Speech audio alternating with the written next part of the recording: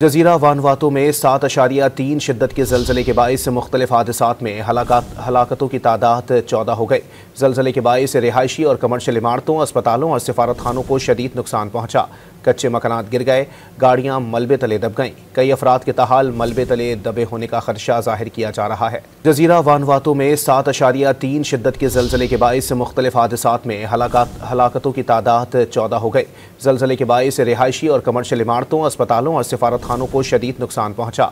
कच्चे मकानात गिर गए, गाड़ियां मलबे तले दब गईं। कई अफराद के ताहाल मलबे तले दबे होने का खदशा जाहिर किया जा रहा है। जजीरा वानवातू में 7.3 शिद्दत के ज़लज़ले के बाइस मुख्तलिफ हादसात में हलाकतों की तादाद 14 हो गई।